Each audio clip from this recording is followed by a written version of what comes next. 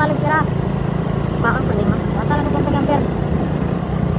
Bila dan titik. Yara, mag-apart. Sa cinta na mag-apart. Ha? Sa cinta na mag-apart. 60? Oh. So 120? Dili. 60 ratanan?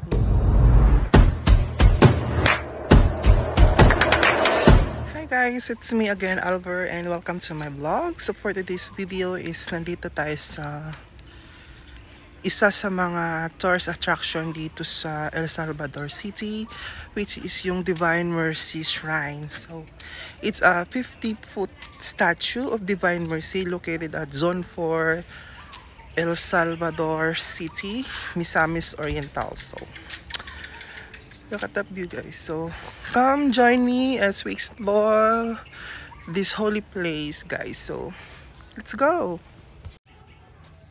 So guys, as you can see, andito tayo sa entrance ng Divine Mercy, and medyo tahimik ngayon dahil konti lang yung mga taong napupunta dito ngayon dahil Monday. So medyo pag weekdays kasi medyo konti lang yung taong bumibisita dito. So ayan, may parking space po sila sa may bibisita dito, may dalang sasakyan, di kayo mahihirapan mag-park ng sasakyan. So reminder guys, sa lalaki, sa babae, bawal po ang naka-shorts. Sa mga babae po, bawal din po nakapantalon. Dahil yan, papasutin kayo ng ganyan pag naka-short kayo. So talagang naka-dress code po sila dito. Bawal pong maikling shorts.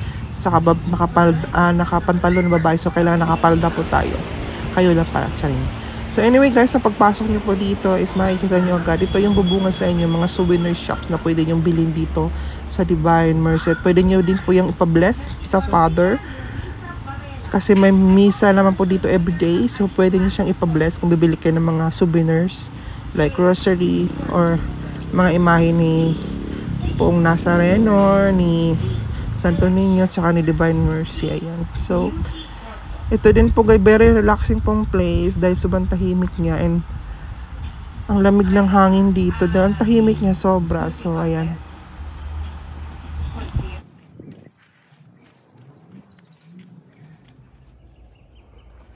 So Divine Mercy Shrine is fronting Makahalar Bay in southern Mindanao. Ayan. And this is Blessed Virgin Mary. Nandito tayo sa likod. At saka sa taas na to guys. So makikita natin yung the other side or the other part. So for now, dito muna tayo. Ipapakita ko sa inyo yung statue ng Divine Mercy Shrine. Ayan. So 50 foot long. So there you go guys. Ayan siya. So maganda siya pag nasa baba tayo para makita natin siya yung full view niya. So ayan siya guys. Pwede po umakyat dyan. Pero sarado po. Ayan po siya. Ayan po. So ikot muna tayo dito.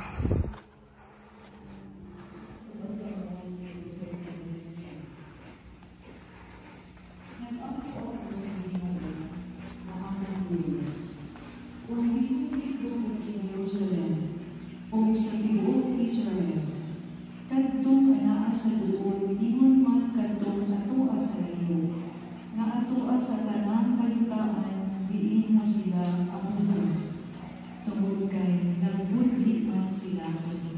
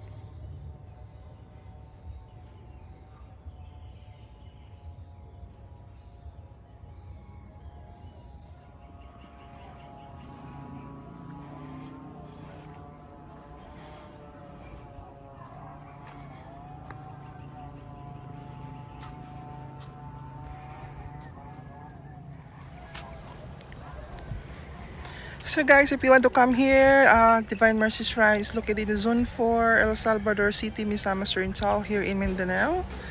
So best ni siya dahil palapit na po yung Holy Week. Dadagsain na naman to ng mga tao, guys. So get a chance to visit this place, this holy place. Ayan, malapit lang to sa highway and yan, accessible naman po yung Divine Mercy Shrine natin. So try visit here. Hindi kayo magsisisi dahil sobrang ganda ng place.